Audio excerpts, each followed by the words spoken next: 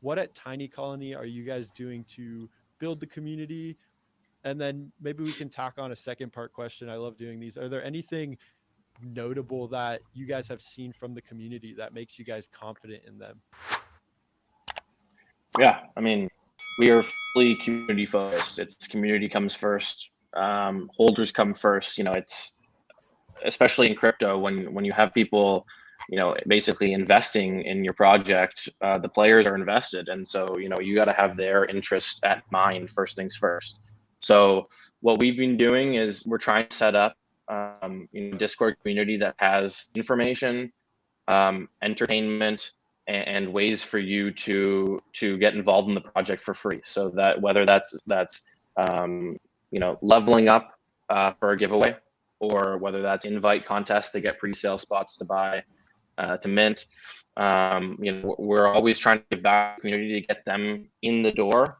Some people might not want to spend a couple $100 to get involved in the game when the game's not out yet, but we're trying to kind of break down that entry, get them in the door, and then provide them with information about the game, about the team, how we work here, what our vision is, and then hopefully get them to stay. And we've got fantastic moderators in our Discord, and it really feels like a true like community in there. So it's all about Discord, and obviously with Twitter, we're basically we're trying to grow our Twitter presence as well. But at the end of the day, Discord is really the heart of the community here, and it comes through information, entertainment, and then obviously financially rewarding people for being there every day, being a part of the community. Yeah, that's Yeah. amazing.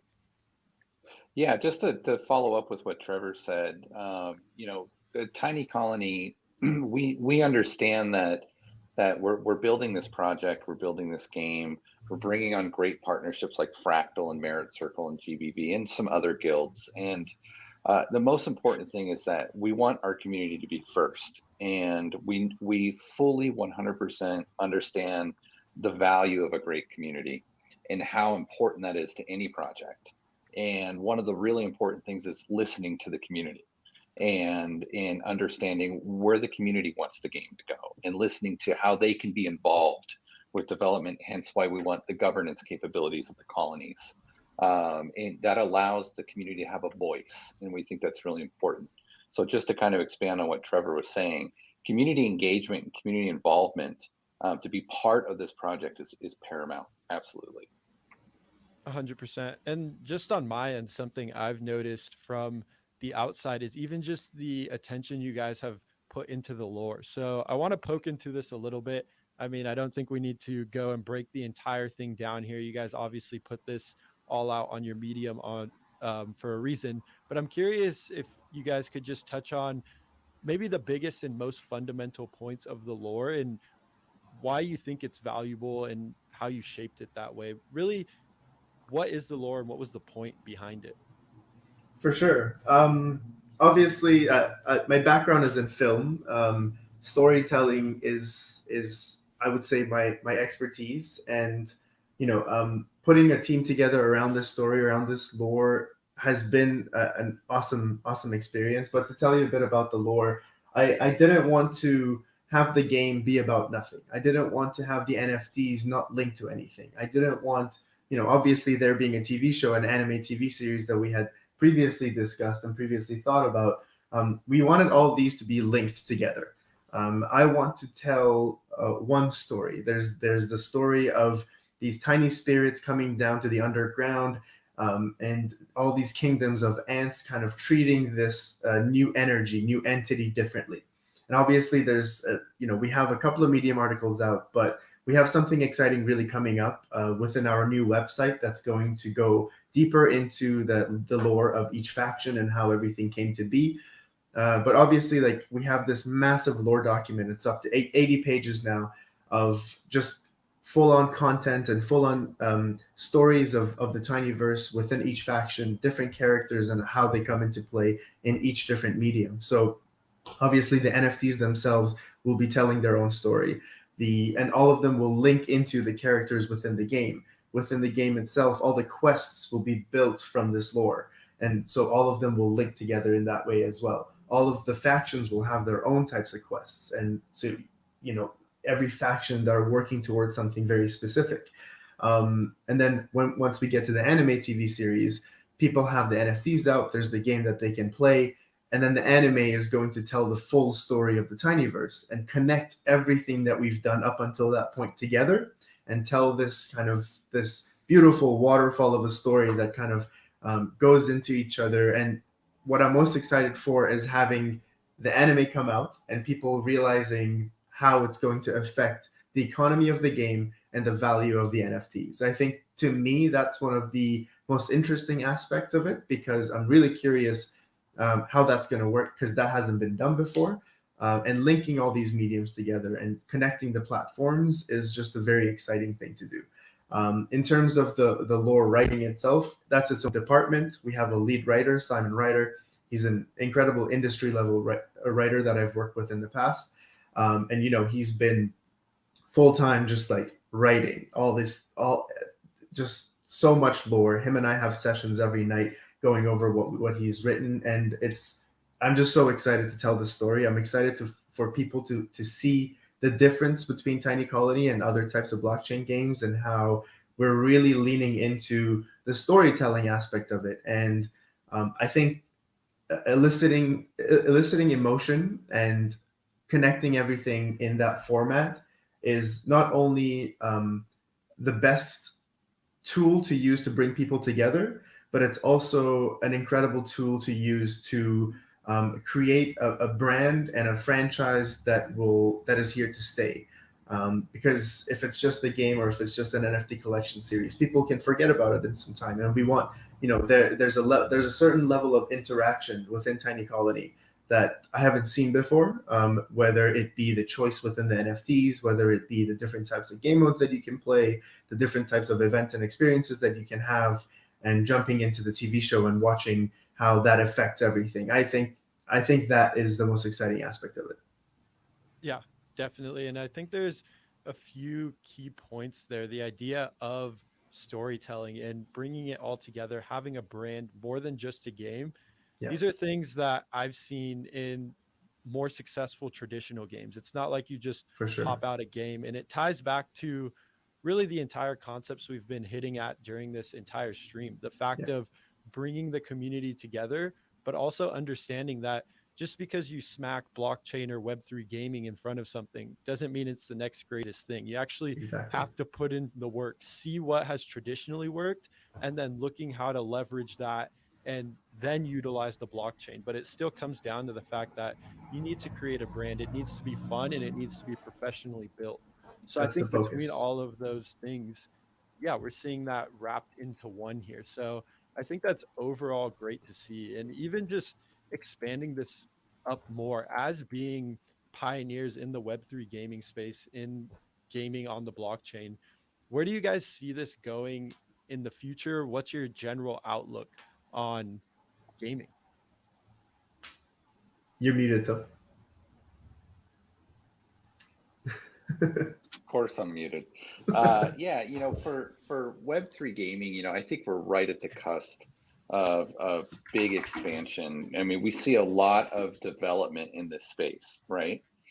We see a lot of projects coming in and saying, okay, look, we could utilize this new technology to help scale our platforms, or even bring in new different experiences for people, is what we're seeing. It feels like we're at the beginning of, to me, it feels like we're at the beginning of something huge.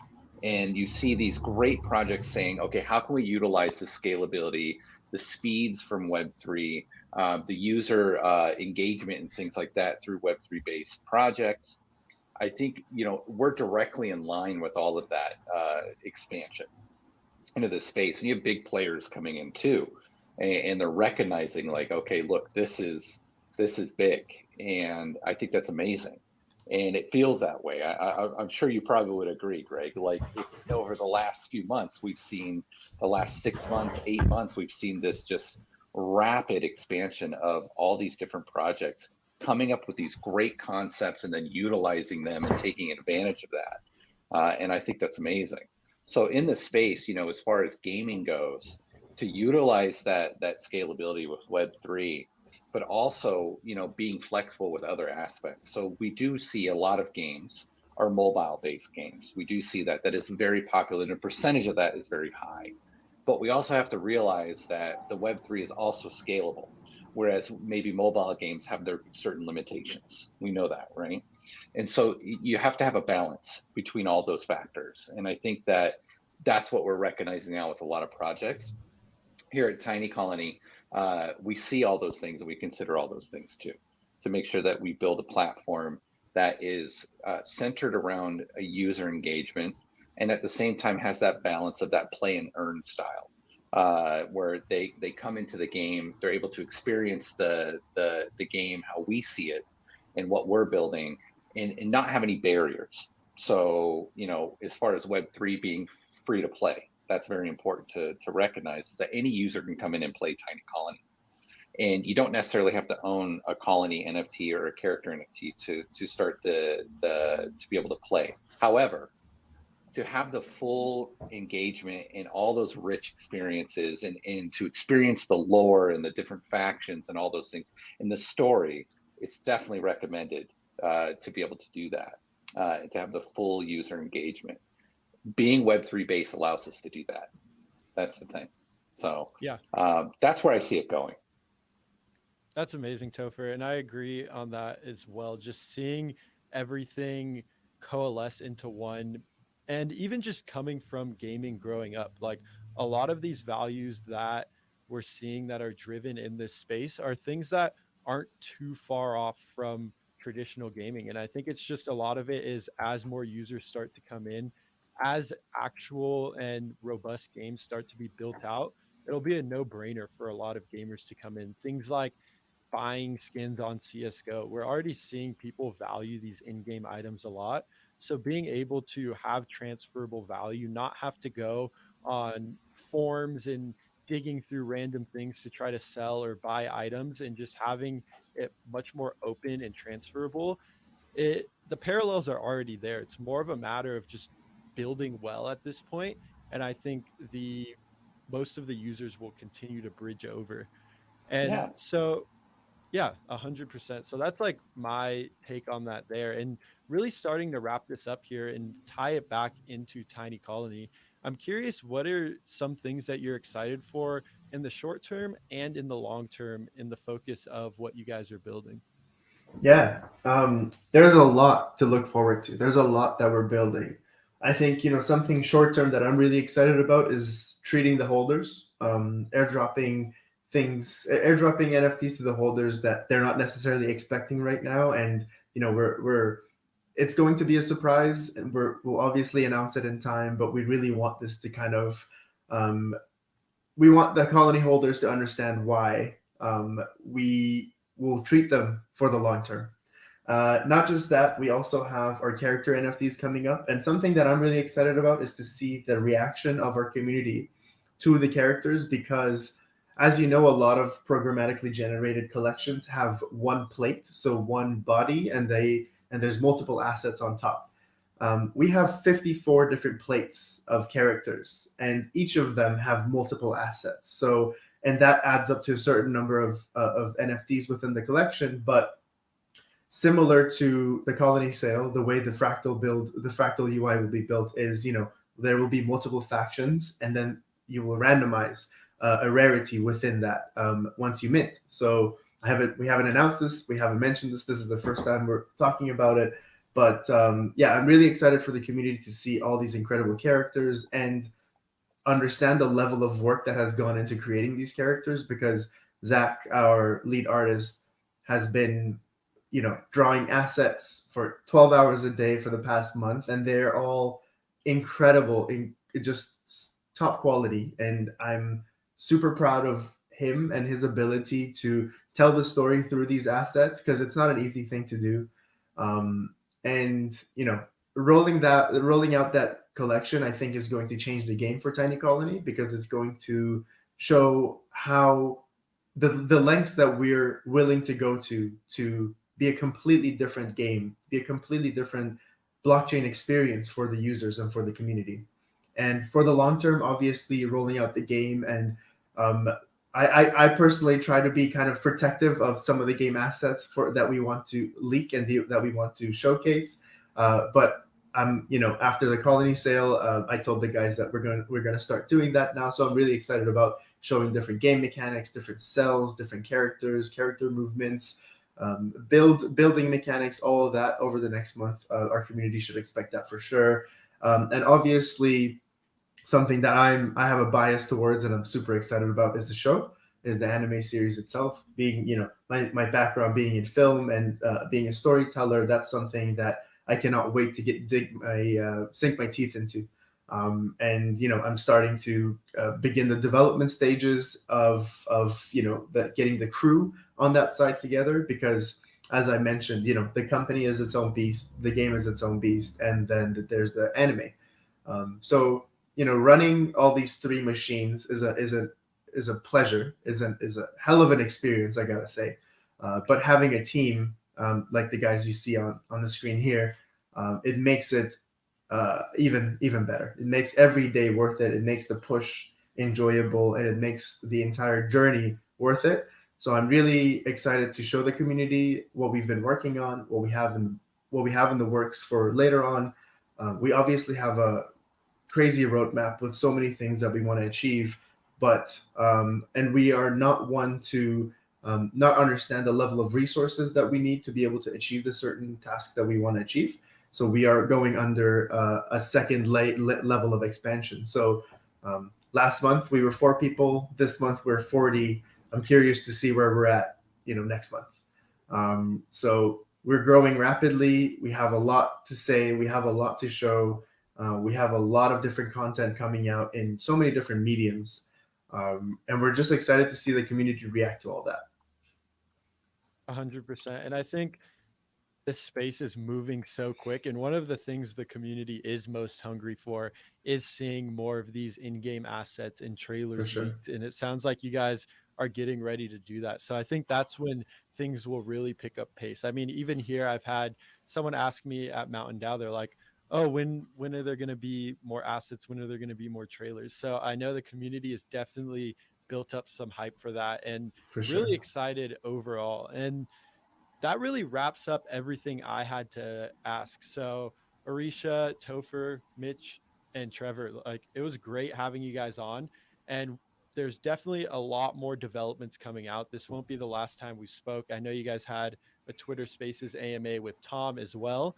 And it's just great watching this develop and see the beast that this brand and game and TV series is turning into. So, I know there's a lot left to do, but I don't know if you guys have anything else. But other than that, that wraps it up for me. Yeah. Thank you so much, first of all, for having us and for the support and everything that we're doing. Where we try to keep everything like Trevor was saying earlier. We want the community to be involved. We want to be transparent, and we want to make sure that they're building this with us. And just kind of on a side note, some things that are mentioned are rewarding those early NFT holders. And how do we reward our community for being there with us and growing with us? And again, upcoming airdrops, and there could be whitelist spots for holders for future minting, discounts for minting, and things like that. So those are the things that we're working on. And another way we support our community is the last week we announced that we're sweeping the floor, and we're taking our royalties from the trades from the colonies and using that to give back to the community. And so sweeping the floor and then providing those colonies back to the community, not reselling them, not relisting them, but giving them back, I think is also another way. So there's lots of ways that we're going to support our holders and our colony holders. That's what we're doing. And Trevor, I love your cat. Dave wants to say hi. That's But yeah, awesome. there's lots of ways that we're doing that. So to kind of address, those are some of the questions we see people post these on Twitter, and those that are watching this live stream now. So we hear you, and that there's a lot of things coming and a lot of things that we're working on. So, but we definitely appreciate the support from Solana News, the support from our projects and our community, certainly.